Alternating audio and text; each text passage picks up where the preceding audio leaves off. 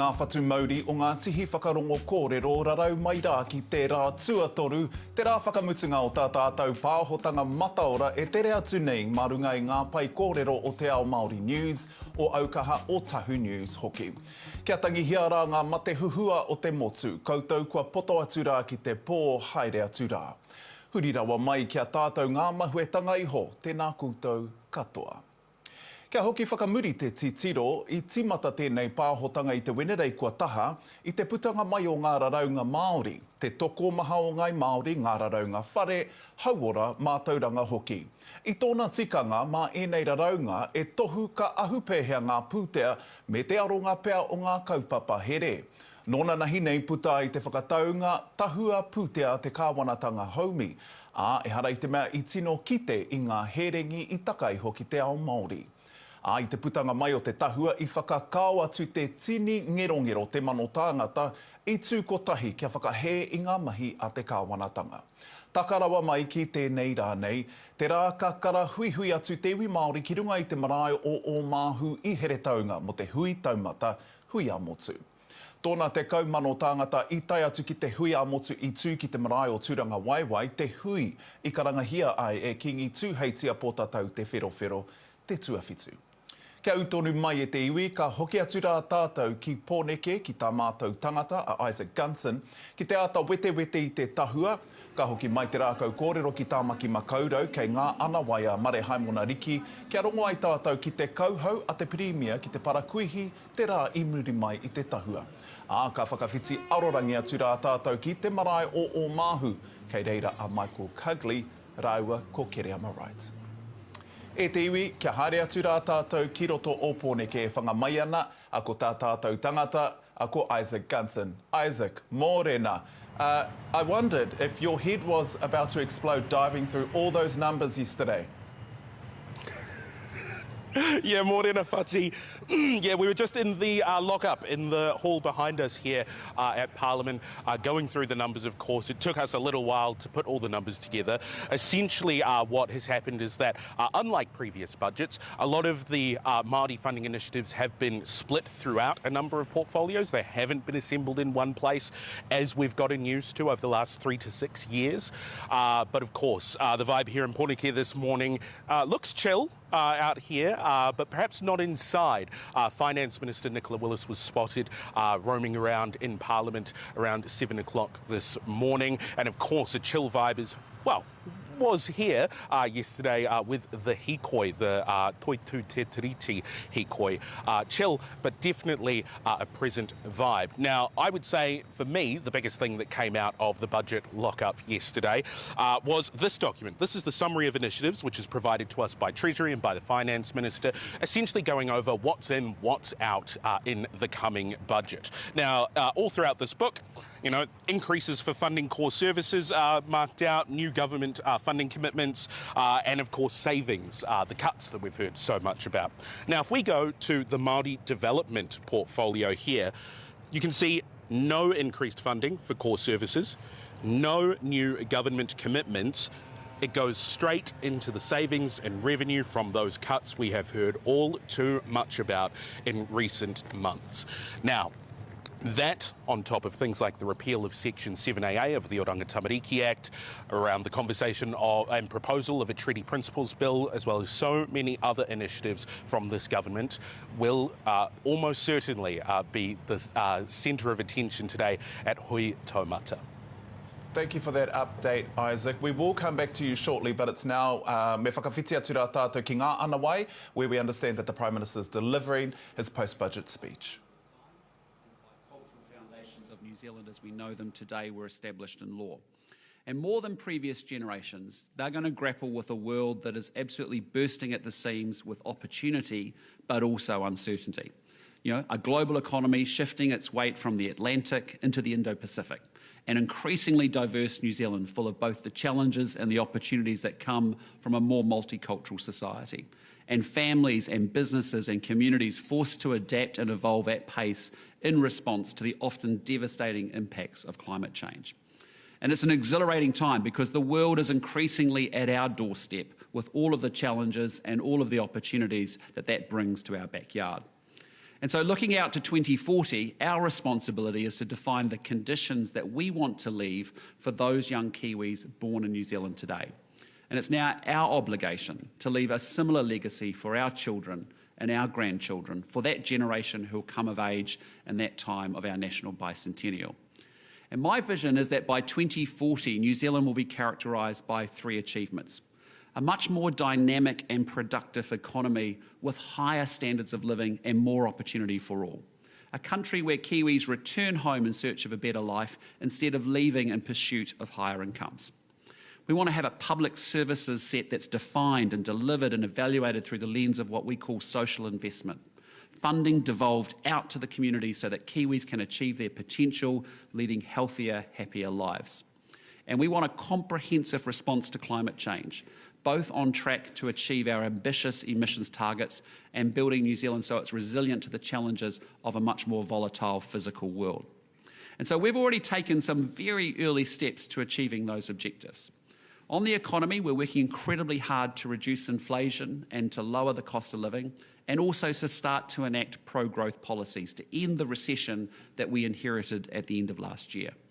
On social investment, there's funding in this year's budget to embed social investment in the delivery of all of our social services across government. And we're already starting to devolve services to grassroots organisations, working with community organisations like Gumboot Friday to roll out that counselling services for 15,000 young Kiwis who desperately need that. And we're going to do a lot more of that as we go forward. And then on climate, we are already have started to form through Simon Watts, a cross-party approach to climate adaptation. So irrespective of which government's in power, irrespective of the generation, we're actually going to build a consistent approach to how we build climate adaptation to New Zealand. And we, of course, want to double the amount of renewable electricity we have in this country so that we can make that transition to that clean future that we desire. So it's early days, but there's a lot more for us to do. And so in the coming months, you're going to hear a lot more from me and our government about how we define and achieve each of those strategic objectives, what success might look like by 2040, and actually, most importantly, how we're going to get there. And I truly believe, I have to tell you 6 months into this job, that New Zealand has a fantastic future. We have an incredible future. We have everything we need to be very, very successful. And so I am very confident that our best days lie ahead of us, and if we work together, we can actually grasp and reach out and seize those opportunities in front of us. In the meantime, I am absolutely, unapologetically, resolutely focused on delivery, because New Zealanders voted for change last year, and they voted for us to do 3 things. They voted for us to rebuild the economy and to lower the cost of living that they're facing right now. They voted for us to restore law and order and to make them feel safe in their homes, their businesses and their communities. And they voted for us to deliver better public services, particularly in the areas of health and education. And so I believe yesterday's budget highlights the progress that we've started to make so far. Because yesterday what you saw, I think, was a responsible budget. It was a careful budget. It was a budget for what I call the squeezed middle. And it's certainly a budget for the difficult and challenging times that we face today. And it is a budget, I think, for every New Zealander who knew that our government could do, should do, and would do much, much more with much less. And so let me put this budget into a little bit of context for you, because it is certainly the tightest budget by any reasonable measure that we've seen for over 5 years. Government spending is expected to grow at a slowest pace since National was last in government in 2017, and the budget operating envelope, as it's called, is the smallest that it's been since 2018. And I said yesterday that this budget is in fact a diamond made under pressure, because it's the product of a systematic commitment to actually driving better value out of, and better value for money out of every government spend.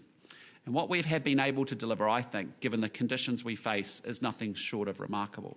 Because we have been able to deliver more money for health, more money for education, more money for disability services, but there's also more money for police and more money for corrections and also defence. And we've made those big investments in this budget, but we've done it differently. We have got no intention of blowing out and replicating what we've seen in previous years of blowout budgets. We've only delivered our ambitious commitments in this year's budget thanks to a very comprehensive savings program driven across the whole of government.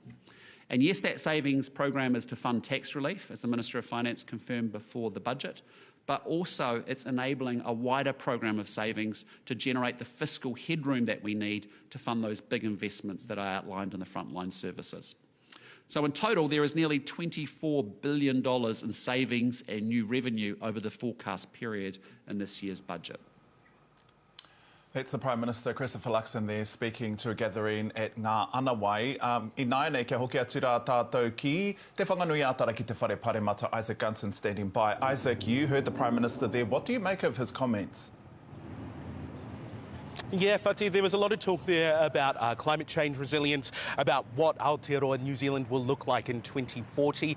Of course, for me, I think the number one thing that we heard there was in regards to the budget being a budget for the squeezed middle. That line, the squeezed middle, is one that we've heard so many times, especially over the course of the National Party's campaign to get here to the seat of power in government. But it is also one that, you know, will result in lower tax cuts for Māori. So there is, of course, a tax calculator that Māori can, that we can all go check to see what we'll get from the government.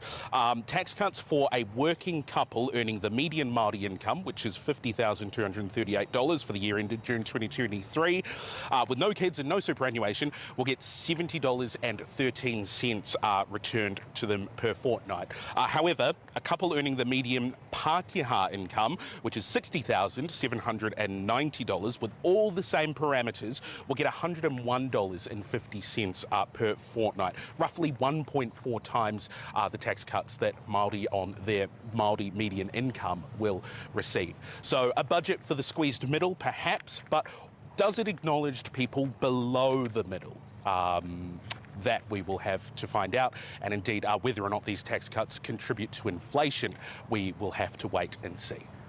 Some people who are disappointed are cancer patients who, before the election, were promised by the National Party that some 12 drugs would be funded. We didn't actually see that come to fruition yesterday. Isaac, in your opinion, who else do you think lost out? I think it will be very disappointing for Māori across the country to see that there are, in the Māori development portfolio, no new funding initiatives. There are only savings and revenue cuts. There's no increased government spending on core services in Māori development. There is no increase or even new funding commitments from the government. So, yeah, I believe all Māori will, have the right to take issue with that. You were in Wellington yesterday. You went into lockup at 10 a.m. While lockup was happening, we saw thousands of people across the country protesting. They even got there to Parliament. So talk to us about the vibe across the House when you were in there. Did politicians or the people there actually realise the magnitude that the hīkoi had yesterday? Look, I don't really know. So here's the thing. It's called lockup, and it very much feels like a lockup because it is so soundproof in there that we actually didn't hear anything that was going on out here. Finance Minister Nicola Willis and her Associate Finance Ministers, David Seymour, Chris Bishop and Shane Jones, all came in to speak to us. They did seem a little bit preoccupied, maybe, but that was because, no doubt, the release of a major budget, right? And of course, we heard so much from the government before the hīkoi day yesterday, saying that it would be against employment law, that it would be illegal, that it's a sport that should be saved for weekends.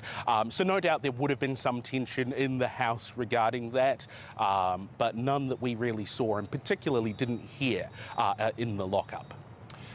Isaac, I just wanted to check in with you as well, as the Prime Minister has already said that this is probably one of the most no-frills budget that a lot of governments have had in the past, in the past years. How hard do you think it will be for the government to head out there and sell this budget? I think the thing here is that this budget is almost as advertised. A lot of the policies that came through that we're seeing funding for were policies that this government and even the tax cuts are exactly as national advertised they would be even before they got into government. So, yeah, my feeling is that they won't have as hard a time selling it to their voter base, but of course it will be left to the rest of the nation to decide just how much, just how well or not well this government has delivered with this budget. Isaac, did you see the hīkoi arrive at Parliament yesterday, and what was the vibe like? I didn't see it arrive, but I was here. We were let out of the lockup at 2 o'clock, and when I came out, there were still people here. And there was just this incredible, I wouldn't even know how to describe it. It was just a nice, calm feeling of, you know, expression of, obviously, protest, but a calm vibe, and one of just incredible, I think, presence in the moment. People just wanting to get their point across, but understanding that so often movements have been misinterpreted by the severity with which they have tried to share their point. And so I think it felt that there was a very conscious effort to avoid any kind of misinterpretation, as movements like these can be liable to. Isaac Gunton, outside of Parliament. Ehua, thank you very much. We'll be coming back to you again to have another chat. But for now, e te whānau kia mau tonu mai, kua tai te wā kia hoki atu rā tātou ki ngā ana wai kei reira e whanga mai ana ko tō mātou karere ko mare, hai mona riki. And so from July 31... Kia ora, Whati. I am here in Eden Park, and I got a whisper because the Prime Minister is still speaking behind me right now. In terms of the vibes, I would say there's as much frills in this room as there was in the budget. People just chilling, eating breakfast and just listening to the Prime Minister. So not a lot going on here.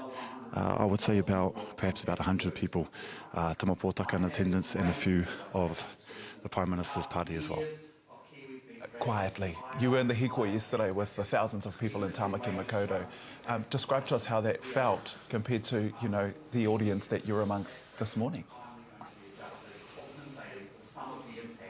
Oh no, yeah, it was definitely a contrast in terms of the vibes this morning and yesterday, especially starting in Papakura down there where about 300 people left for the kākoi coming from different parts of Tāmaki Makaurau, and they all ended up at Aotea Square. I would say at least 5,000 people down there, led by David Letele Brown Butterbean, and there were speeches, there were waiata, and ultimately ended up on the hīkoi at around midday. So definitely a contrast in vibes. Yeah, it was beautiful down there yesterday.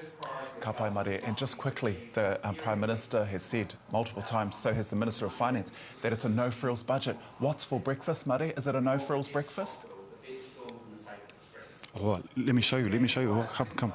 This year's budget is shifting money out of the back office bureaucracy and into the frontline services. So we've got If you just take corrections, which we announced last to be honest, the only thing I recognise on this plate is eggs and salmon and spinach. The other two things, I'm not sure. Now that funding will make a real difference because it's going to enable us. We've got some pastries as well. And Whati, I'll have a couple of these for you, Ehua. I'll make sure I get some in there for you and for Zantana as well. And Roihana. Ka pai mare. Just looking towards, so explain to us what's actually happening there and who else is expected to have a kōrero this morning. And how did those savings get delivered? Well, it's a patient I got to be honest with you, Ehua.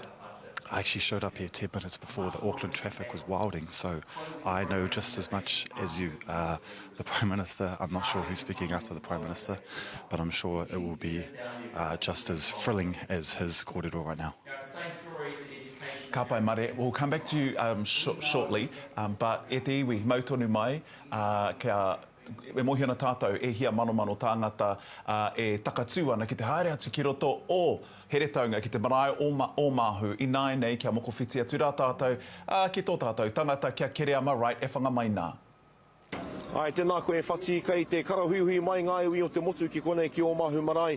I te kainamutanga mai o tēnei hui, nui whakaharahara kua roa e mata poporetia ana e tāua e te iwi Māori me te aha kei konei ko te tangata tuatahi, ko te manuhiri tuatahi i tāi mai te ata nei, ko te maunga e kore e neke, ko hikurangi maunga, ko tā herewini parata e te pāpā, tēnā koe. Tēnā koe, o tira, hika, tēnā tātou e whakaemi mai nei, i ngā tōpito e whā o te motu, i runga i te karanga a te kotahitanga. Te karanga te mana motu hake, te karanga a ngā whānau, a ngā hapu, a ngā iwi. Iunga te āhuatanga e kōkiri ngātahi ei tātou, ngā kaupapa hei oranga mō tātou te tangata whenua o tēnei whenua. I tīmata tēnei kaupapa i te hui nui te rua te kau o Hānuere i karangahi ara i Kingitu. Hei tia ehia mano tangata i tae atu ki reira, ka piki atu ki rātana, ki Waitangi, ki Te Hui Chance ko tae mai ka konei. Hea te take, hea ngā kaupapa nui e whakaore-ore nei a tāu i Te Hui Māori? Ko te kaupapa nui e whakaore-ore nei a tātou, ngā mahi a tēnei kāwanatanga, e tāmia nei i ngā i tō tātou reo. E ketu nei i runga i roto i te āhuatanga o te tiriti o Waitangi. Ko tā tātou e waiho e nā kawenata e tapu ana. Ko te reo no tātou. Ko te reo no tātou. He āhuatanga hei hiki ia Aotearoa whānui. I hari te mea, ko tātou anake, engari ko Aotearoa whānui. Hea te kaupapa ka kawea mai e koe, ka whakatakotoria mai e koe ki tēnei hui. Ko kawea mai a wau i ngā kaupapa e tūhono ai tātou, ngā iwi o te motu. Ko Ngāti Kahungunu te reo pāho i tēnei wā, mātou o te maunga tapu o hikurangi, o tira o te tairāwhiti, Ngāti Porou, te aitanga mahaki, rongo whakata, ngai tāmani hiri. Me o mātou tuākano te whānau apa nui, ko tau mai nei i runga i te reo karanga o Ngāti Kahungunu, o tira o te motu. Ahakoa ngā mahi a te kāwanatanga nei i puta te tahua puta.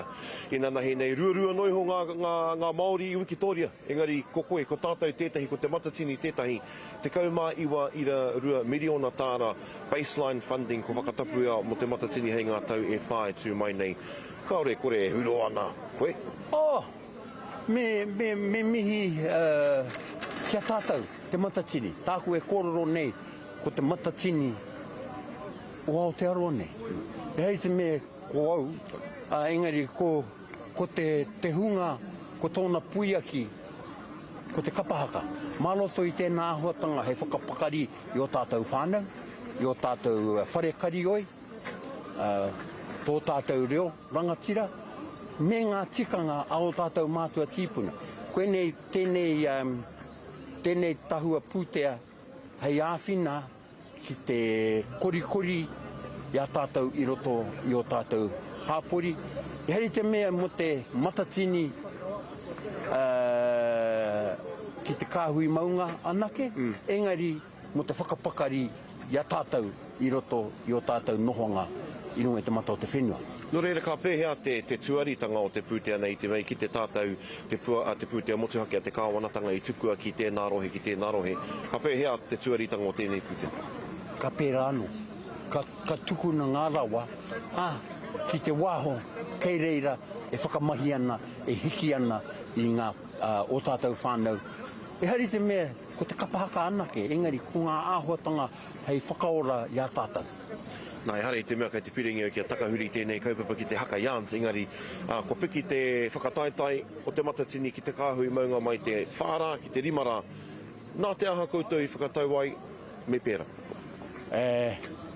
Tēnā āhuatanga i whakatau ai i wainga nui a mātou me te iwi kāinga o te kāhui maunga. Ko te kaupapa tuatahi, hei manaaki i te tangata ākuni ka tae atu ki roto o Taranaki. Hei manaaki i ngā kaihaka, hei manaaki i te hunga e whiriwhiri ana ko wai te toa whakaihu waka. Nā reira, e rima te kaumārima ngā kapa kei te whakaemi ki roto o te kāhui maunga. Me tū te manaaki i kātika. No reira, nā te mea, i mehemea i noho ki te whārā, ko te kaumāwaru ngā kapa i ara, he roa rawa tērā. Ka hātia te taha ki te whakawā, ki ngā kai whakawā, ka ori te taua pūnaha, kei te rere kērā nei. Tai hoa te whakautu i tērā, hui anō tāria te wā, kei te wānanga tonu, te poari o te matatini, I te rāhuatanga, hoi anō, tāria te wā ka puta te āhuatanga, te whakautu o tēnā pātai.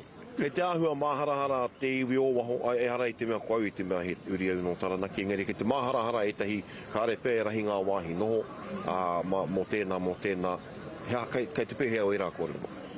Wa koau e ki ana, he wāhi noho mō ngā kapa katoa e tai atu ki te kāhui maunga, te kāhui tipua, te kāhui wairua. Hoi anō, ko kapi katoa ngā hōtera, ngā kāinga noho, kei te rapatu e tahi atu huarahi e tai ai te whakanoho e tahi ngā mea ka tai atu ki reira. Kia hoki rātou ki o rātou kāinga, ka rongo i tētahi āhuatanga e kore e kitea i a rātou. I te wawa. Kaore e kore kei te rika te motu whānui e te pāpā e tāhere wini e mihi ana ki a koe i a Tahu Kōrero. Me te kaupapa nui ka tū ki roto o te tai rāwhiti a tērā marama, ara, ko te whakawahinga o uhei tāno reire. Tēnā koe. Orite koe.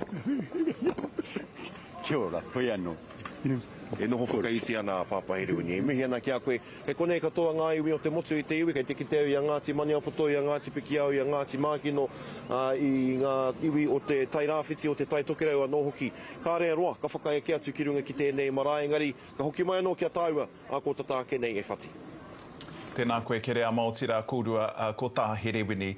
Hei tōaitia ngā whika i puta i nanahi mō te matatini, 48 ira whitu miliona tāra mō ngā tau e toru te haere ake nei, ka tuku ki te matatini. He kina kitanga taua pūtea ki te 34 miliona i tuku atu mai i te kāwanatanga o mua. Stay tuned e te whānau, 9 a.m. is the pōhiri o Māhu Marae. We'll be crossing live back for that. But before we do, our reporter Michael Cugley i kōrero atu ia kia Piripi Winiata.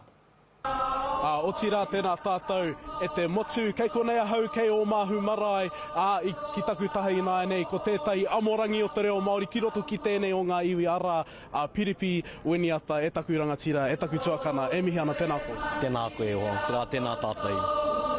Nā, tēnā kōrero tia mai tēnei mea te kotahitanga ki a koe. Koe nei te kaupapa o tēnei rangi ka tai mai te makiu tāngata ki roto o Māhu nei. Kōrero tia mai te kotahitanga ki a koe, ki tō whakaaro. Ki au, ko te kotahitanga, ko te kimi i te ara e tapatahi ai tātou i roto i ngā mahi kei mui o tātou aroaro. E mohi ana tāo, e hara i te mea ka whakai tātou ki ngā mea kato i ngā wā kato, engari. Tērā etahi kaupapa nui, ko tātou, ko te iwi Māori kei te wharangi ko tahi me ki. Māmāna te kōkiri i era i roto i te kotahitanga no reira, kei konei tātou e ngana nei ki te whakatinana i te rā wawata i roto i a tātou. Nā, hea o wawata mō te kotahitanga o te iwi Māori, e pāniki tēnei horopaki, nā tētahi hoariri kotahi tātou i whakakotahi ai, nā reira, me pēa tō tātou kaue i tēnei mea te kotahitanga āhaere ake ne kia koe. Aha koa e mohe ana tātou, nā te hōriri, kotahi tātou, i aki kia tapatahi ai, kia kaue riro mā tērā o tātou whakaro e arahi i roto i te kotahitanga, koe rā pē taku wawata. Nā te mea mehe e riro ana mā rātou o tātou whakaro e arahi, e tukunāna tētahi mana ki a rātou i roto i te rangatiratanga o tātou o te iwi Māori no reira. Ko te aha ko rātou te kai āki, ko tātou ngā kai whakatau i te ara whakamua, koe rā taku wawata. Ki au ko tā tātou whakakotahi a tātou i tēnei rā, he kimi te ara e hāpai ai tātou i o tātou rangatira Māori, ke runga i o tātou kāinga huri te motu, kia taia e rātou a rātou mahi te whakatutuki. Ana ko tātou, kariro i a tātou e rā painga, mehe ka taia e rātou, engari e taia e o tātou rangatira a rātou mahi ko tātou me kimi te kotahitanga i roto i a tātou tonu. No reira, koe rā me ki ko taku wawata, kia kitea i e tātou te ara, e hapai ai tātou i o tātou rangatira Māori, e tutuki ai i a rātou mahi. Nā, taku pātai whakamutunga ki a koe, e taku tuakana. He wero rānei tāu ki te iwi Māori, hei aki i te iwi Māori, mō enei tau e toru kei te haramaini. ka pai tēnā. Kei ko nei, me he mea, me whakatakoto wero ahau anei taku wero. I ia rerenga ka puta i o tātou waha, I runga I ngā pai pāpori, hei taunu I te kāwanatanga, me rua rerenga hei whakanui I a tātou I te iwi Māori. Ai, tēnā koe hika. O tira tēnā tātou. Ka whakahuki atu anō te rākau kōrero ki a koe e whati. Tēnā koe. Tēnā koe, Michael, o tira tēnā kōrua. E te whānau, kia mōhio mai tātou. Kei o māhu, a Ngāti Kahungunu, e tatari ana kia tai atu ngā manu hiri ki runga, ki runga I a rātou. So just to recap e te whānau, this is day 3 of our live coverage, finishing off our live coverage, which is the Hui Taumata, which is taking place, as you could see before in Michael's interview, and Piripi. They're getting ready, they're preparing. Ngāti Kahungunu are hosting the National Hui for Māori, which was initially called by Kingi Tū Hei Tia Potatau Te Wherowhero Te Tuawhitu back in December. Estimates around 10,000 people arrived and went to Tūranga Waiwai to discuss several issues that are of the utmost concern for Māori. Now, one of those concerns is the ongoing Waitangi Tribunal hearings that are happening around the disestablishment or reversing Māori wards, giving councils the mana, the removal or the repeal of Section 7AA, Te Reo Māori, Tikanga Māori. There are lots of kaupapa to discuss, and it's interesting that the hui is happening on the back of the budget. And as we've heard through reports and through our live crosses with our reporters yesterday, there isn't too much to celebrate for the Māori budget. So keep tuned, stay tuned. Hei ākua nei hoki atu anō ai tātou ki Ngāti Kahungunu, ki te marae o Ōmahu, kei reira kōrero atu ai ki wā mātou kairipoata e whanga mai ana. An interesting announcement that happened yesterday also was from Te Pāti Māori, and they made a declaration to establish a Māori parliament, and I'd be very interested to see whether or not this kōrero will be a topic of discussion today at the Hui Taumata.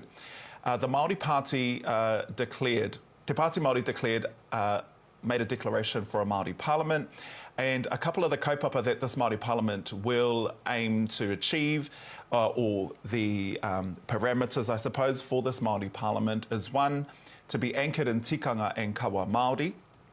The second thing is that it will be mokopuna focused, and the third part is established. It will be established as a part of transforming Aotearoa into a nation which respects tino rangatiratanga.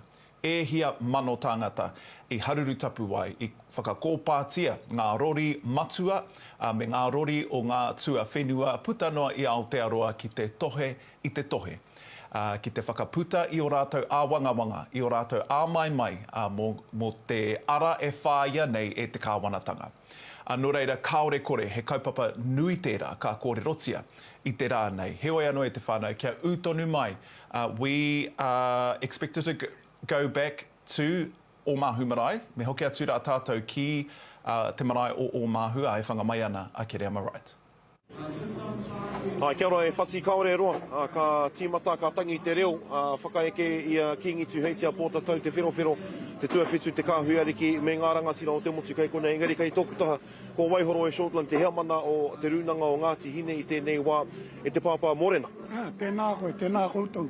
Tuatahi ake I mua I tātai wa kōrero mo te hui nei, I puta te tahua I nanahi nei, he hao whakaro. Me pēhe whakaro ki te mea ka hore koe I whiwhi. Nā rātou ana te kōrero, ka hore he aha kei konei, motu hake mo te Māori. I pono tā rātou kōrero, e rapu koe, I tētahi mea ki mai ana, ane e te Māori kei te kite atu I ngā rohanga o tō koutou au, anei tā mātou. O reira, kua taupoki hea tātou ki ngā aronga o te motu whānui. Koina te huna o te tahua pūte ai nanahi.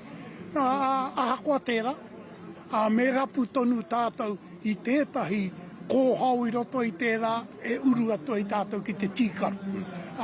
Ko tērā. Engari, ko ki te tātou I te huarahi, koina hoki te take. ko taitai makato te motu anō ki kone i tēnei rā. Tika tāu he kawamanatanga ki tahi te mei ki rā te tax cuts, anā ka mana te tax cuts e kia Nicola Willis, kare he pūtea motuhake mo te iwi Māori, ana kare he pūtea motuhake mo te iwi Māori. I te mea noa o te aroa katoa tātou. He hatau ki tērā kōrero. Ka hore he raru ki te mea noa o te aroa katoa tātou. Engari, he here tāku kei runga i a rātou. Nā aku tūpuna i whakairi. Ka hore anō i ea i a rātou tērā here. Ko tātou tonu e kauena i ngā mātāpono i whakarerea mai hei arataki i tēnei motu. Tērā pepe haka hore anō i tai. Engari kei reira anō hoki e tahi o ngā māharahara o ina nahi tatāke nei. Kei kona tonu, tēnā pēr ka tirohi e tēnei hui te rānei, te roa ngātu o ngā etahi o ngā whakaro i tuatu i te tahua pūtea i whakatakotohi eina nei. I reira koe i te hui nui i tū ki tūranga waiwai i te hānuere, i reira koe i waitangi i te tatūtanga atu o te motu ki runga ki a koe, ko tai mai ki konei. Hea te kaupapa nui kei roto i tō puku e ko mai ngoa nei tēnei ngā? Ka hore he kaupapa nui atu i taku mahara, i tērā o te aro o te ao Māori kia tū he whare Māori. E kotahi ai tātou ki roto i te whare kotahi. Ko te āhua o taua whare, koina te pātai nui. Mehemea te pātai une nahira ko riti tātou mo te pāremata Māori, ka hore. Māku tērā e tohea kei iaia tonu nei. Ka hore au mo te whakaro ki tētahi whare, ki rite ki tō te whare Pākehā, hei kōkiri i aku hie roto i tērā ao. Tērā ao e kore tae tātou te whakarere. No reira, e mau ahakua ngā rokohanga, ahakua ngā rukuhanga a te kāwana tainga me kāre tātou i te pai, me whaitonu tātou na te mea ka hore atu he putanga i mo tērā kaupa. No reira, hea te momo whare e whakarohi ana e koe? Kei roto i te triti e iri ana te tahi kōrero, i te kōrero whakatuwhera. Ngā ranga, te whakaminenga o ngā rangatira o New Zealand. Ko taua whakaminengara, te papa i hāua e o taua tūpuna, tēnei kirimana i wainga i a taua me te ao whānui. No reira, kia tū tērā whare, te whare o te whakaminenga anō ngā rangatira, i raro i te tikanga Māori. Ki te tū tērā, ko hanga tātou i te huarahi, e whakapono ana au, e tū ai ngā pepeha o te ao Māori ake. E whāia nei, e tātou ke kite e tātou hea kei muri. He rawe nei kōrero whakapātaritari i te hinengaro e te iwi ko Waihoro Shortland tēnei te hea mana o Ngāti Hine. Koinei te te ho ngā kaupapa taku mohi o ka whakatakato e Beiran Baba te hea mana o Ngāti Kahungunu. Ki roto ki tēnei hui, ana i puta ngā kōrero i a Rauwiri Waititi mai, nanahi nei mo te paremata Māori e kōrero hea nei i te pāpā.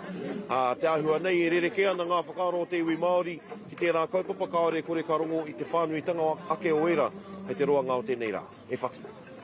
Ka pai hei ākua nei hoki atua noa e tātou ki reira ki te ata wete ki te whakarongo ki ngā kōrero ka puta mo tērā take ai kaorānei me tū tētahi whareparemata Māori.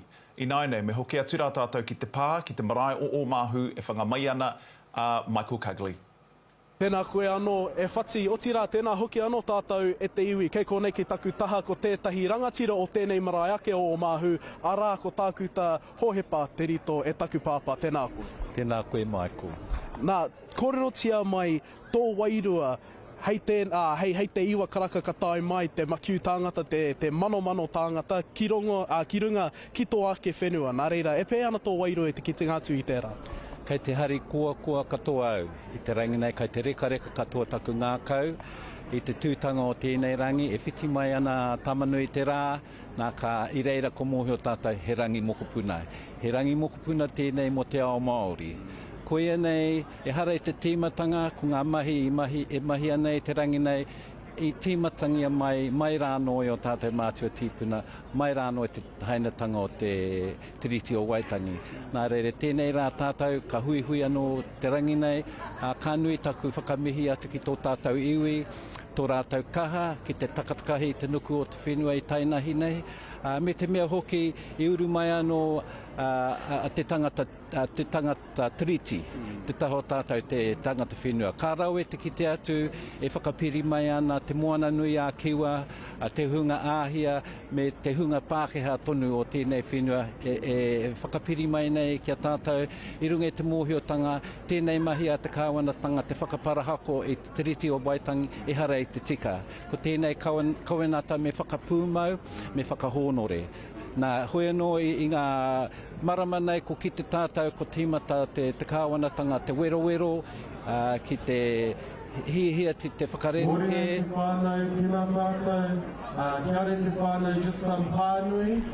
Nā, I runga anō I ngā kōrero mo te kāinga nei, kua huri tēnei whare nui hei whare wānanga me ki, me te nui o ngā tēne ti kua ara ake mai. Nā reira, kōrero tia mai tō wairoe I tō ki te ngā tū ki tēnei tīneti nei me te nui o ngā pauaka whakāta e tū mai nei ki runga ki tō marae. Auhi katoa taku ngākau tainahi nei, taku taumaitanga ka kite au e tuana ngā tāwharau nei.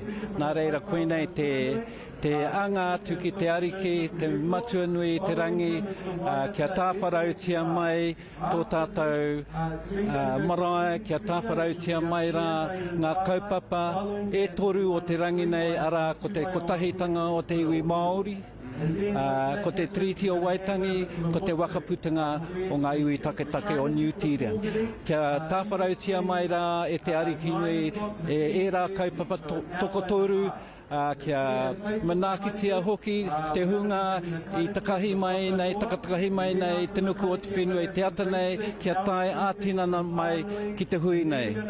E harei te mea ka whai wāhi katoa rātou ki te tuake ki te kōrero, hoi anō ko te mea pai, ko tukuna mai e tēnā āna kōrero, ko raua mai nei ki runga ki te pai tukutuku, hei te rangi nei ko tū atu ko ngā kaituhituhi o e rā pepa me ki tono, ki te whakātu mai ki te maria, he hanga kiko o a rātou kōrero o rātou whakaro. Hoi anō ko te mea pai I tū atu I tērā, ka whakatūria he pauaka ki runga ki te marae, mo te hunga kāre whai wāhi ana ki te tūake, ko āhei a rātou te tuhituhi o rātou whakaro ki runga I te pepa, ka rau ai ki roto I te pauaka, nā mo te hokinga atu ki te kāinga ko mōhi o rātou, kāre rātou I hara mai mo te kore take noiho, mo te maumau taima noiho, I hara mai rātou me o rātou whakaro, I purua o rātou whakaro ki roto I te pauaka, I whakatakotoria ki runga ki te marae, nā hei tona wā ko wete kina, e ngā kaiwhakahaere o tēnei kaupapa, me kore e kitea, he rautaki teitei rānei, ngā rautaki o runga tonu o Papa Tuanuku, hei arahi a tātou, kia whai, taia e tātou te kite I te tino rangatiratanga I homaitia I whakaritea tonu I roto I te triti o Waitangi. I tukuna e tātou te kāwanatanga, engari ko te tino rangatiratanga I puritia. Koera te mea e whai nei te Māori kia whakapūmautia tonu te tino rangatiratanga o tāua o te iwi Māori. Nā taku pātai whakamutunga kia koe te pāpai. Nō mai anō koe e toa ana mo te reo Māori, e whawhai ana mo te oranga tonutanga o te reo Māori. Nā reira, kua ara mai tētahi tira hau, tētahi reanga hau e whawhai ana I tērā whawhai. Hea o kupu āwhina ki a rātou? Me haere tonu, me kaha tonu rātou ki te ako, me tiro rātou ki o rātou ake reo a iwi, pai tunu te reo a motu, engari me kaue ware ki ngā kupu, ki ngā kiwaha a o rātou ake iwi. Hoi anō kia kaha koutou tātou te iwi Māori, te whakapūmau I tō tātou reo, kia nō tonu hei reo kōrero mō tātou, mō ake tonu atu, kia kore ngaru ai, pērā I te ngarohanga o te mua. Nā reira, ka hoki anō ki te petihana o te tau tahi mano e iwarau e whiti te kai mā rua, e toru te kai mā toru mano rāno ngā tohu, I tohu ai ki runga ki tērā petihana, ka whakatakotoria ki mua I te whare pāre mā te tērā wā. Kuau te tahi o ngā akonga I reira I tauerangi rā, Ko hipanga tau 50 mā rua, ka nui te koa taku ngā kau, taku kitenga I te hoki tanga mai o te reo Māori. E tino horapāna te reo Māori ki tō tātou whenua I te wānei, nā reira ka nui taku mihi atu, kia tāua tonu ki te Māori, nā tāua tonu tāua E kuhu, kia noho tūturu tonu mai tēnei reo o tātou, kia kore e ngaro ai. Nā reira tēnei taku mihi, kia tātou katoa mai a tātou tamariki moko puna I roto I ngā kohanga reo piki atu ki ngā kura kaupapa, ki ngā wānanga e toru o tira ki ngā kura auraki e whakaakongi ana te reo Māori, kia tātou te iwi Māori, kia mau, kia u, kia manawanui. Tēnā koe te pāpā, koe pau te wā kia tāua. O tira, ka hoki anō te raku kōrero kia koe e whati. Tēnā koe. Tēnā koe, Michael. Hei tō aitia ngā kōrero I puta I te pāpāra, ko tāna kia kaua e haere mo te kore noa. Me whai hua ngā kōrero ka puta I te rānei. Koina te reo o te ahika o ngā iwi kāinga o te marae o Omahu. Those were some sentiments shared by the kaumātua there. Was talking to Michael Cugley, which are sentiments that were echoed or followed Kingi Tuheitia's kōrero at the last Hui Āmotu. Rāhui Papa also said, if we are truly to achieve rangatiratanga as a people, we need to come together, but it needs to form and it needs to function. Kawa e haere tawhiti e te whānau. We are bringing you live and comprehensive coverage from the Hui Āmotu taking place down in Heretaunga in Omahu. And just to remind everybody, we are covering a range of issues at the Hui Āmotu. We've got a team of reporters down there. Nō reira e mihi ana, Moko Nui Arangi Edmonds from Aukaha, as well as Kere Amarai. And our kairipoata, Michael Cugley, rāua ko Maioha Pānapa. But in the next 10 or so minutes, the pōwhiri for the Hui Āmotu, which is going to be attended by Kingi Tuheitia, is expected to start at 9 a.m. Engari, I mua atu I tērā, me whakawhiti atu rā tātou kia Maioha Pānapa. Mauri ora e te ue ai, kei konei a hau kei Aumahu marae, ki te whakarite I te taho o ngā manuwhiri, ko taimai ki konei ki tēnei whenua tāhua nei. Ki konei ki tōku taha ko tētihi o ngā tino rangatahi, ka haere mai I kirikiriroa ki konei ki Heretaunga. Engari, e ko tēnā koe. Tēnā koe. Whakamohio mai ki te iwi nei, ko ai koe. Kia ora e te iwi, ko Jasmine tēnei, huri ahau no ngā iwi e rua o ngā wairiki me Ngāti Apa. Now, e hoa, you are one of the many rangatahi that attended yesterday's event in Kirikiriroa Marae. If you didn't know Te Hui, that's where we had the hīkoi of activation in Waikato, one of the places. Tell me, what was the atmosphere there? It was a beautiful atmosphere there. I think, if anything, it just provided a whole lot more motivation for people to attend today's hui. And I think the fire just within us as Te Hui Māori is just building with all of the different hui that have been held over the last few months, and the different situations that we've seen unfold within Parliament over the last few days, actually, has just fueled the fire even more for us to be here and come together as a people. Now, the whole reason for yesterday's activation, hīkoi, was as a response to the kawanatanga in the release of their budget. What were your reflections and responses after, and your reaction after hearing yesterday's budget release? Hauri rawatu. It's just, again, it just adds more fuel to the fire, and it's nothing new for us. I mean, to be honest, it wasn't really a surprise. I think a lot of people were like, shocked at the fact that, you know, how little money we actually received, but it's not a surprise to me. I think this has been happening for 180 years, and if anything, it's just added more fuel to the fire. Now, you've also come after the activation yesterday all the way down here to Hastings from Hamilton. Why have you come to attend this hui today? So I've come with my iwi Ngāti Apa, ngā wairiki Ngāti Apa, and I've come to support my uncle pa here and the rest of our whānau that have turned up here today. I do a lot of mahi with my iwi, so that's the motivation and inspiration why I'm here today, What kōrero are you looking forward to the most as we, because if you don't know, there was talk about an independent Māori parliament being made. What are your thoughts around that and being perhaps included in that kōrero today? Yeah, I think it's an awesome idea, and I think it's about time we start thinking like that. We have the skill, we have the ability, we have the mana behind us to do that sort of stuff, and I think today I'm excited to see what what the plan is going forward. We've had lots of kōrero, lots of wānanga, and we've all gone off into our different spaces, and I think it's exciting to kind of get to a place where we can make a plan going forward, yeah. Final pātai, do you think Māori are safe in the here and now? Ka. But we will be. Yeah. Taku hoa, taku tuahine, tēnā koe, me o whakaro I tēnei wā kia mātou, no mātou no te ao Māori, te maringa nui. Tēnā koe hoa. Ka tahuri atu te rākau, kia koe e ko. Tēnā koe mai o hao tira kōrua ko tō kai kōrero. Kaore kore ka tai atu ngā rangatahi, te hunga rangatahi ki te kaupapa I te rā nei me te mōhio te kaumano tāngata I tai atu ki runga o tūranga waiwai. Hei kawe ake I etahi atu o ngā kōrero e ki te ake ana ki roto o here taunga me moko whiti atu rā tātou kia moko nui arangi Edmonds mai ia Aukaha.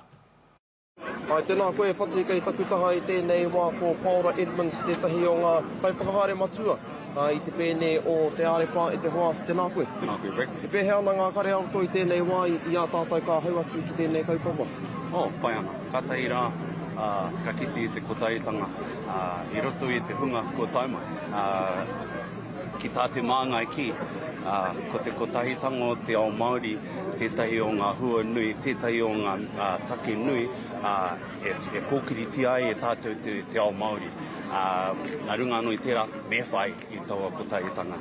Me aki e tātou kia tutuki ai I taua kotahitanga anō hoki. I raro I te maru o iho ngā mano kātahi.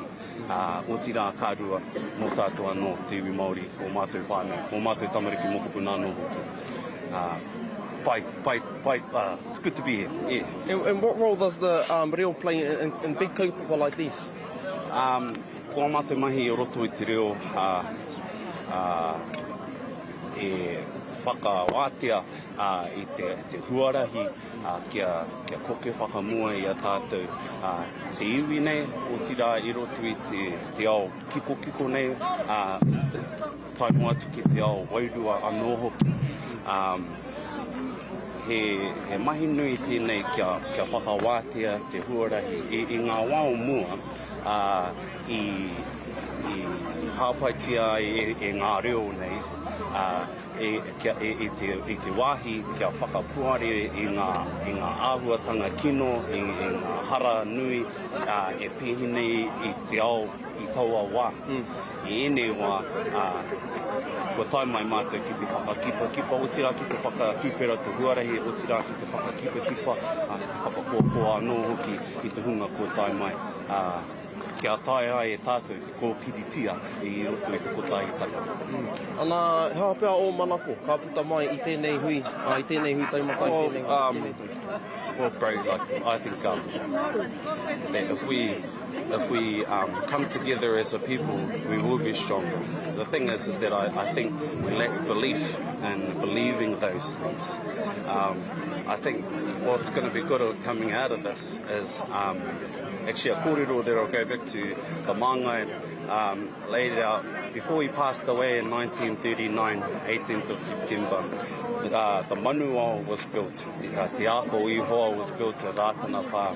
And when he said that when the te tiriti o Waitangi is at the tips of everyone's tongues, then ihoa's paremata will establish itself on earth. And I believe we're nearly there. We're nearly there. So I'm looking forward to those things, bro. Yeah. Paura Maxwell, tērā e whati me ngā kōrero mō te taha ki te reo o te arepa, Edmonds. E mihi ana ki a koe hoi, whai waihi mai ki a mātou o Kāta Māori. O tira Aukaha News, Tahu News anō hoki. Ki ana te rākau kōrero ki a koe whati. Tēnā koe e moko e tikana e rā kōrero. He pai ki te rongo I ngā whakaro te hāhi rātana mo tēnei mea te paremata Māori. Nō reira, he kōrero kākaha kōrero tia I te rānei. Tāria e rā kōrero. He oi anō, ko tai te wākia hoki atu rā ki te marae o Māhu e whangamai ana aki rea ma right. Ai, kia ora e whati, ko hoki mai anō tātou ki konei ki o Māhu marae, ke konei kei tōku taha ko mama e takere, tētahi wahi ne kua roa, e whai ana I e ne kaupapa e tino mōhio ana ki ngā piki me ngā heke o ngā kāwanatanga huri I te motu mōrena. Atamari kia koe. Tuatahi puta te tahua te kāwanatanga I nanahi nei, kāre he here ni motu hake mo te iwi Māori, pehea kia koe.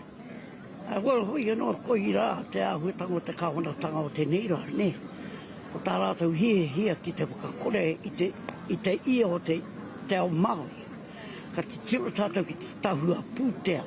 Kei whehe oranga mō te iwi Māori. E rua anake ngā tahua pūtea i tō haina e te kāwanatanga. Ko tahi mo te kohanga reo, hei whakatika i o rātou pare, e rua ko te matatini. Ka te tiro tātou ki te rahi o ngā muni raka i roti te tau e toru. Whiti te kaumārima miliona tāra.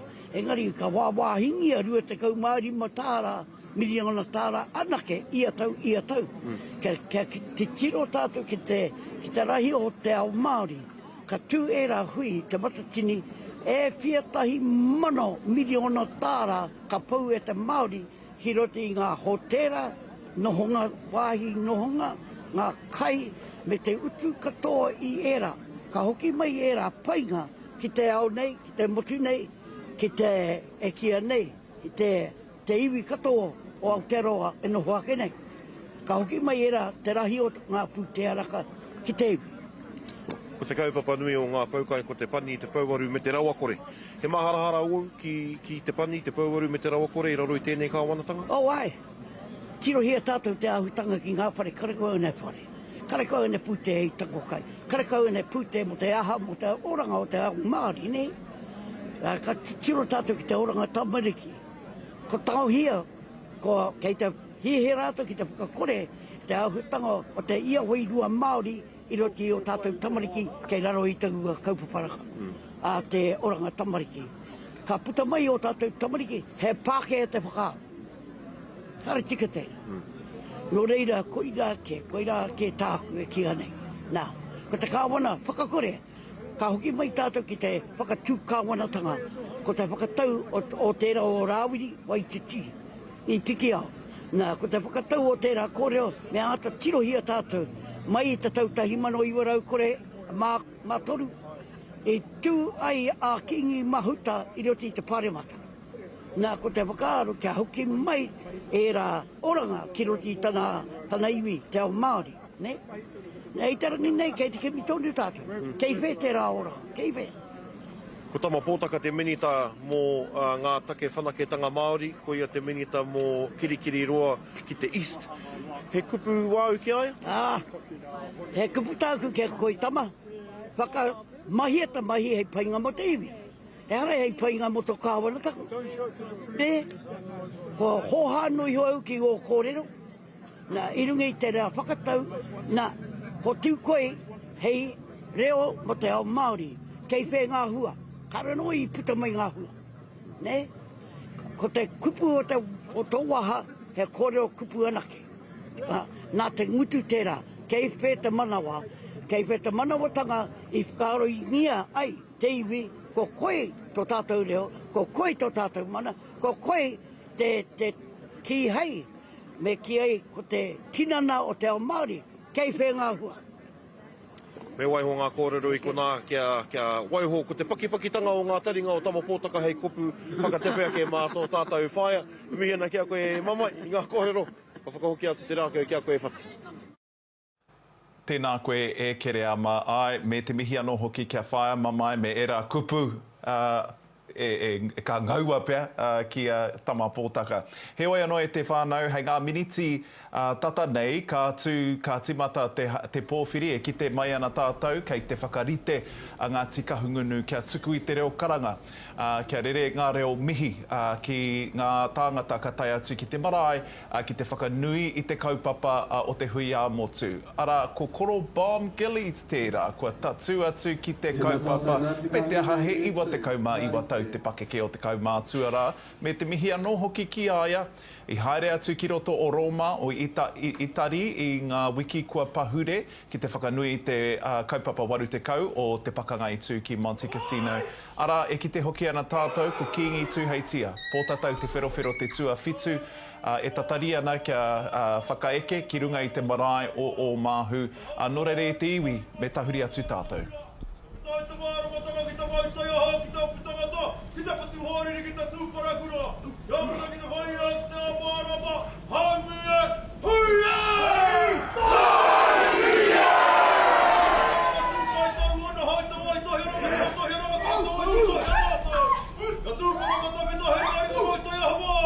Tohi ka mono, tohi ka moia, tohi ka nifo, tohi ka mono.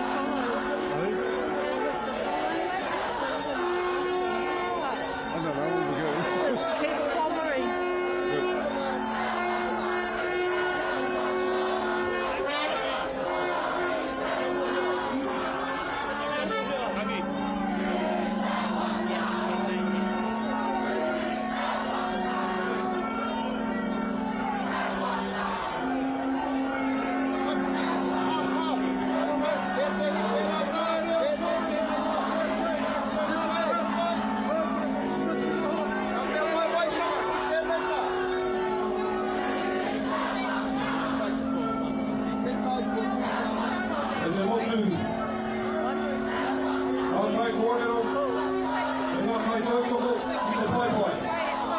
Te motu whānui, haere mai ki tō taha matau, waka hiki ai ngā tūkei i uria. Ngā kai kōrero me ngā kai tautoko i te whaipai, hautau te motu whānui, haere pēnei mai. I tō taha katau, tō taha maui hawa mai. I te tēne tinui, kei uria. Ia whai wāhi katau tātou i tēnei rangi.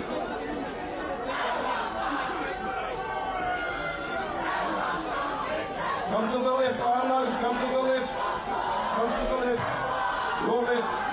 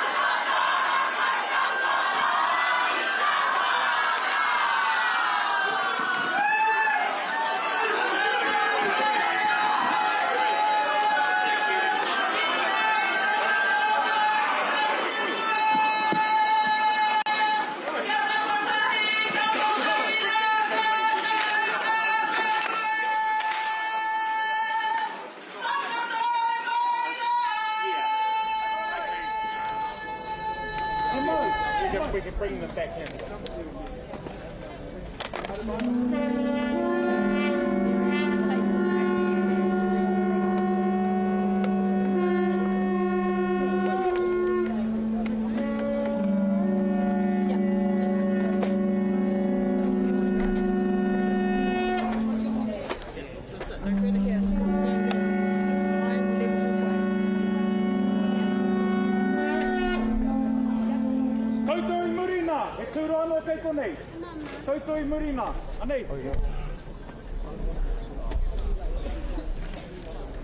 Are you staying here?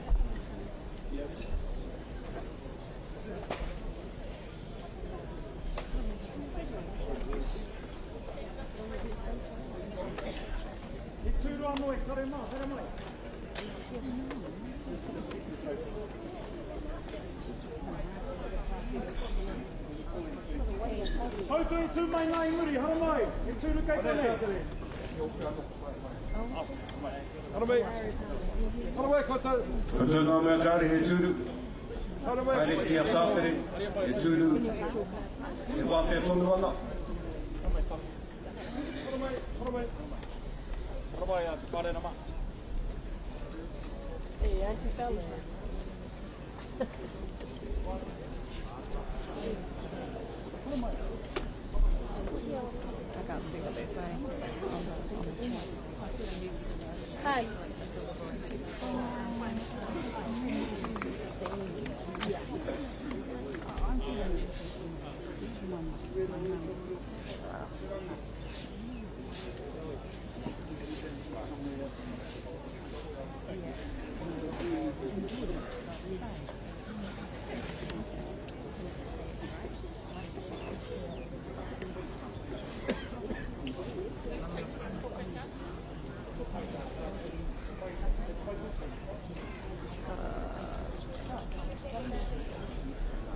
Changing.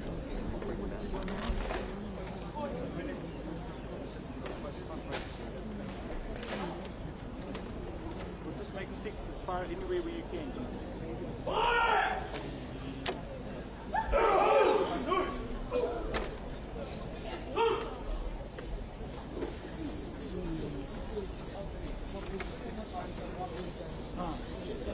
Just leave them here.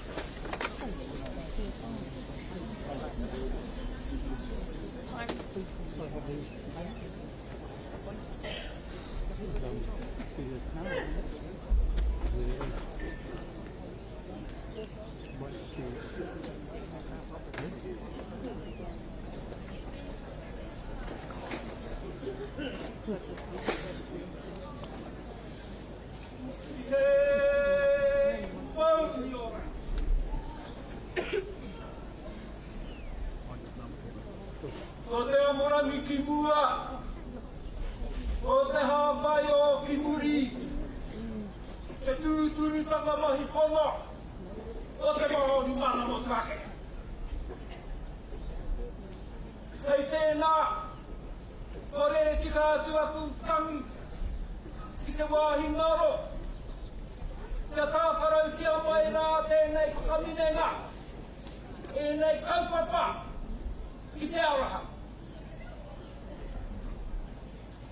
Kātahi, ko te kotahitanga o te iwi Māori, tūturu whakamau a kia tīna, tīna, haunie, huie, haie. Ruarua, ka te whakaputanga o ngā iwi tawhetake o New Zealand. Tūturu whakamau a kia tīna, tīna, haunie, huie,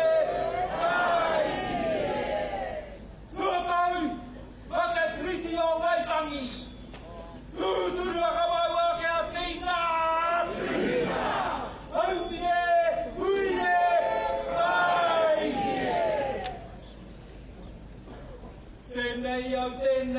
hokai nei takutaku ai. Ko te hokai nuku, ko te hokai rangi. Ko te hokai ato tipuna tāne nui ārangi. I piki ki ai ki te rangi tūhāhā ki tihi o mano.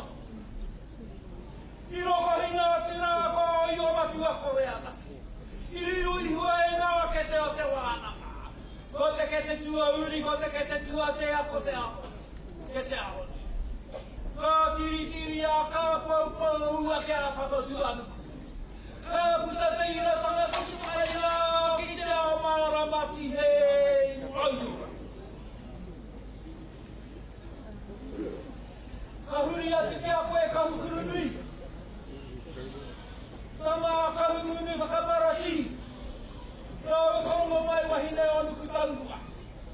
Tuakera ki te pōhiri ake i te motu ko tau mai nei ki runga i moe to aroa i te rānei. Te piri ngā hapu o māhu. Ngāti hina manu. Ngāi te upo hoiri. Ngāti hono mōkai. Ngāti māhuika. Tēnā pōhiri te atu ngaiwi o te motu ko tau mai nei ki runga ki a koe.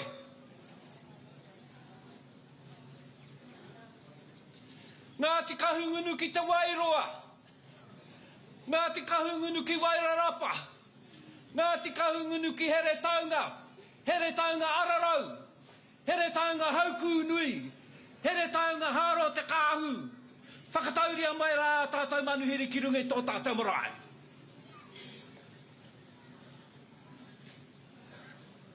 Ngā tuke mato o Kahungunu, e nguru nei au, au, au e Ngā tuke mata o Te Hui Māori, e nguru nei au, au, au e ha,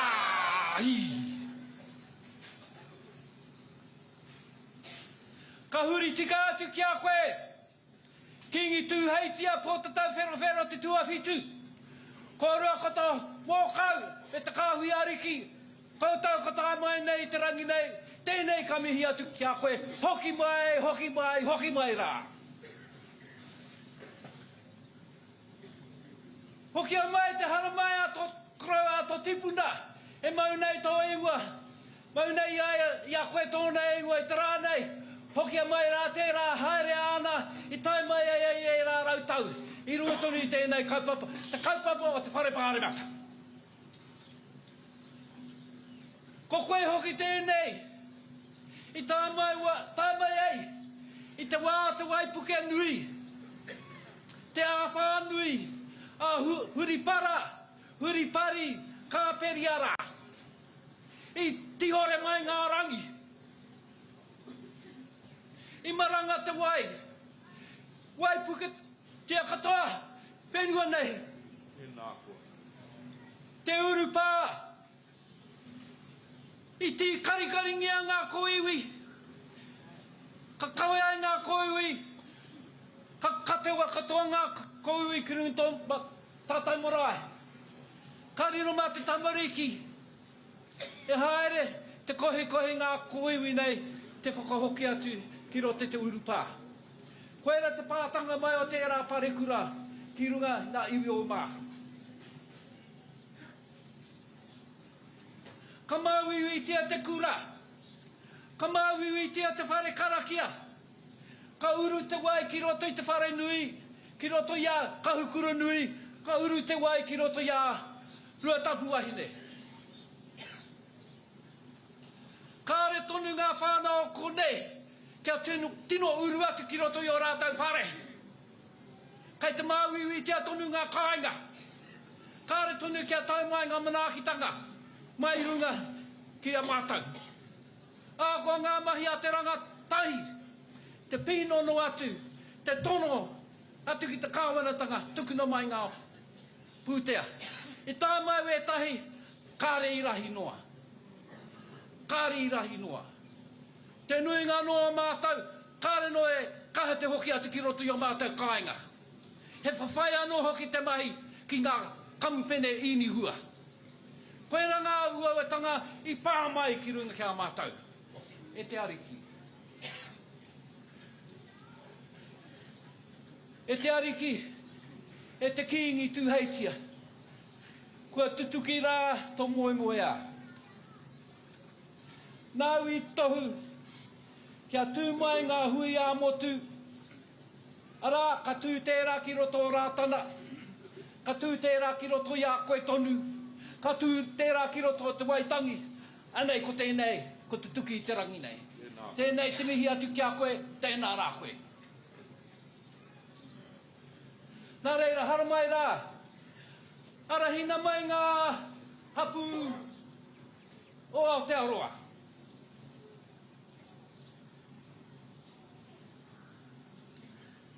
Tika tonu ue.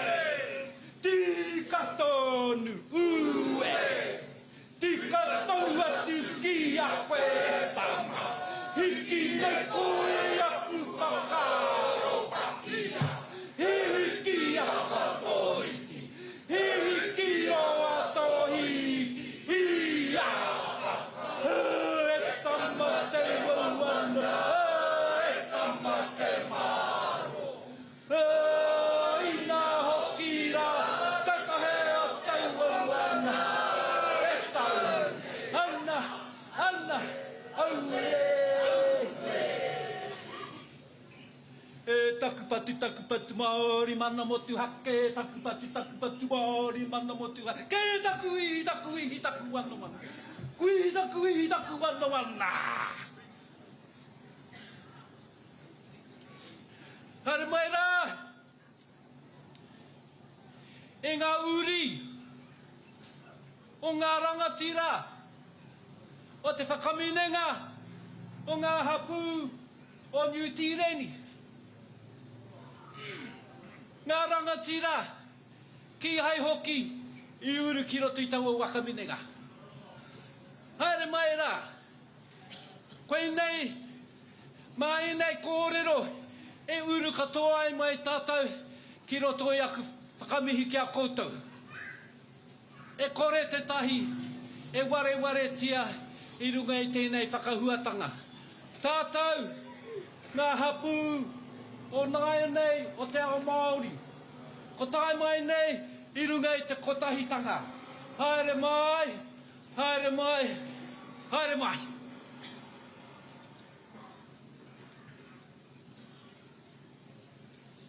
Haere mai te tangata triti. Haere mai te hunga te moana nui a kiwa. Haere mai te hunga āhia. Haere mai ngā hoa Pākehā. Whakapiri mai, whakatata mai. Kau e waiho, mā Māori anake, e tū I roto I tona kotahitanga. Whakapiri mai, mā reira e tū kaha I tātou, te arai I ngā karawhiu, e karawhiu mai nei ki runga ki a tātou. Hara mai, hara mai, hara mai. Takatakahi a te nuku at whenua. Mai tainahi kouta e takatakahi nei I te nuku at whenua. Ko pātio tia ngā waiwai. Ko rau pātia ngā waiwai. Au atu. Hara mai rā.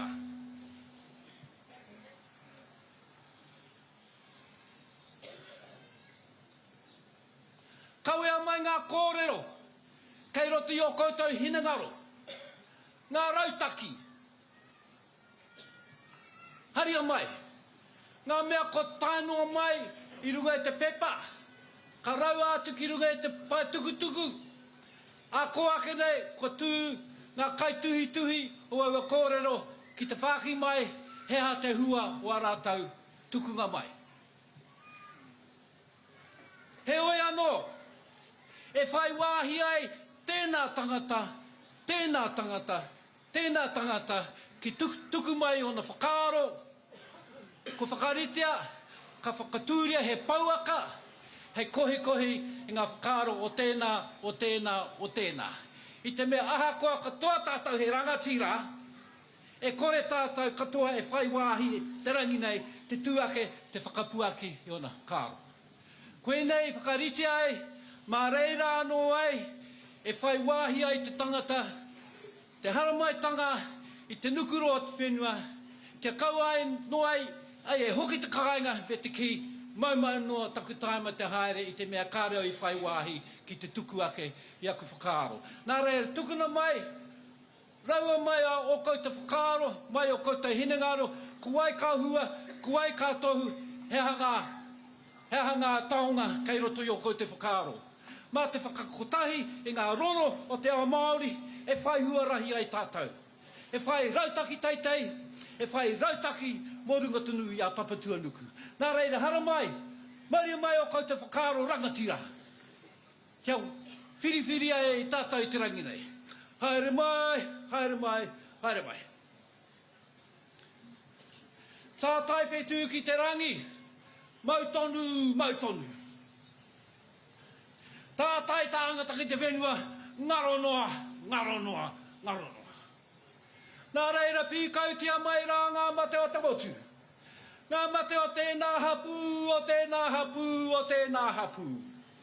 Tā mai te rongo I te rangi nei, ko hinga mai te tahi o ngā kuia mōrehu, o roto o taki. Ko te kuia nei ko kahu wairoa. Kā tene. Teis tēnei kuia ko iwa te kaumā whāngā tau, ka hinga I te ata nei. Nā reira, kawea mai ngā ahuatanga, o tātou mate, kei rungi a koutou, kia tangitahi ai e tātou I te rangi nei. Haere mai ngā mate, haere. Hoki atu rā ki te wāhi tūturu o tēnei mea te tangata, koutou kia koutou, ko mātou nei ki muri nei, te kawe aki ngā mahi whakarerea mai e koutou mai rāno. Mai rāno e te hainatanga o te wakaputanga, o te treaty, ko tātou e nei e whawhai ana o tātou tika. Ka ngaro te whenua, ka ngaro te mana, ki te pōuriuri, ki te pō ano, pō tangotango ki te anarai o nai tuhe rā I pōneke. Nā reira hara mai e aku rangatira, me ngā mate kei runga I a koutou. Ka rongo I ngā au e a ngā kuia nei, ka tangi, ka heke ngā roi mata, ka tika me pēnā. Ko nui rawa ngā taumaha kei rungi a tātou, I roto e nei marama tonu, ko tātou e nei e karawhiua nei, e karawhiua nei, e karawhiua nei. Tēnei tātou ka tūmāro, ka tūpakari tātou, mai atu I konei. Tēnā koutou, haere mai, haere mai, haere mai. Ka mihi atu au ki aku, ki ngā rangatahi o Tomorai nei. Aha koa, kāre tika māku e mihi, I a hau anō, me mihi ki te hunga rangatahi, ka tika. Nō rātou te whakaaro, te tono ake, te hui nei. Ko punua kraua nei, ka hua auhike a hohepa. Tēnā ka muia tātou e te mano me pehe e tai te whāngai a rātou. Hoi no, māroto ni te haere a ngā rangatahi nei. Tēnei te mihi ati ki a rātou. I whakatū nei, I tēnei hui. Katoa ngā rōpu, e tautoko nei, kia tū pai ai tā tātou hui te rangi nei. Tēnā koutou, tēnā koutou, tēnā tātou katoa. Hoi anō, e hoa mā. Ka kau o te paipa. Kua unoho te Pūkōrero o te wā kāinga. Kei muri atu nei, ko Baden, ko e hoki te tiamana, o te iwi. Kei muri, ia māna e tū ake, ki te tuku ake, I ana whakaaro. Hei reira, ka whakaoti au I aku kōrero kia koutou, me te ki anō kia koutou. Nau mai, piki mai, haere mai.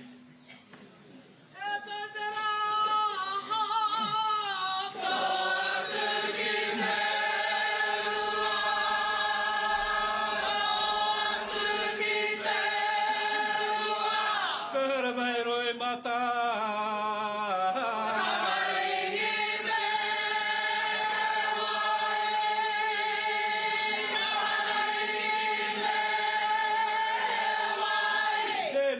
Te pupure.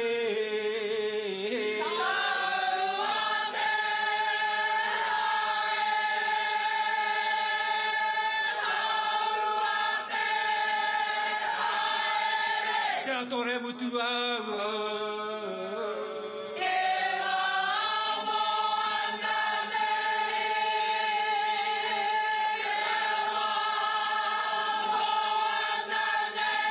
Uno pai ke a.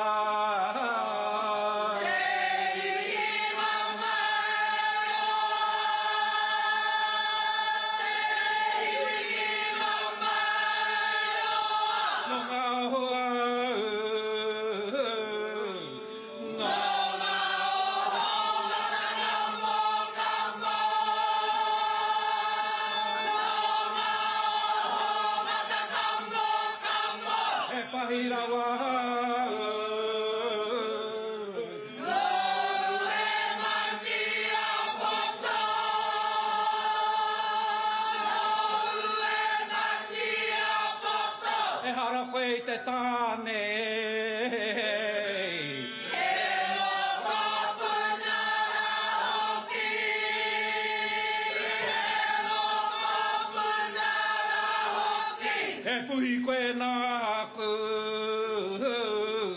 E te wai muarai, e te wai muarai. Ka iri ka irunga.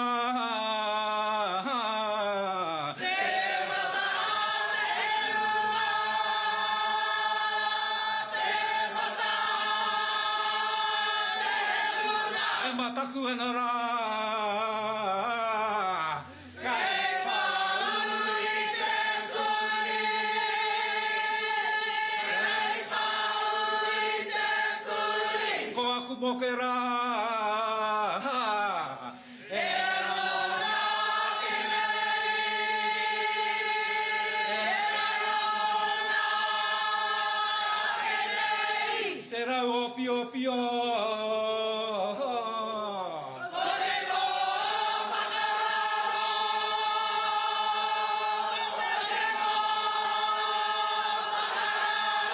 He mea I motu mai. I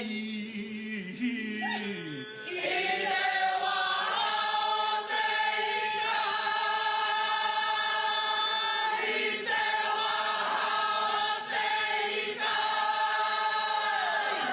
Nā reira ka hoki atu anō ngā kōrero.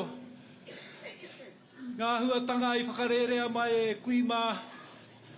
E koro mai rāno. Te hunga mate rātau kia rātau. I tēnei, ka whakaarangi atu e au. Tēnei o ngā pāpā Moana Jackson, e tangihia tunu nei e tātou tōna ngaroha ngātu. Āna mahi, te whakākoa te hunga o roia, ko tūmāro nei te rānei, te akoako I ngā rangatahi, ko ana tuhinga rau ko mākere mutu I ro te tana ripuata matike mai. Ka tika hoki te whakamaumahara I tēnā rangatira a Moana. Nai reire e tātou mā, e hui nei, I te ahuatanga o te kaupapa nei, tēnei te tangi atu, anō ki o tātou mate, rātou ki a rātou, tātou mā ki a tātou. Tēnā koutou, o tira, tēnā rā tātou kotoa. E te iwi koe ara koutou, te rito o te kai kōrero tuatahi mo tēnei ata I te hui āmotu ki o Māhu Marae. E mihi atu ana kia koutou katoa. I whai wā ki te hono mai ki tēnei pāhotanga mataora o te ao Māori News o Tahu o Aukaha. Nō reira e te whānau, me pena hihi ana koe ki te whakapā, ki te noho tonu ki tērā pāhotanga, mā te iwi o Ngāti Kahungunu, Ngāti Kahungunu Iwi Incorporated, te pāhotanga e kawe atu ki te mutunga o te hui āmotu. Tēnei te kite kōrero kairihe ki te pātu o tēnei whare hei a kua nei, tikina atu ai kia kōrero tahi. Ngā tau whirowhirotanga o te wāhi ngaro ki runga ki a koutou katoa. Mauri tū, mauri ora.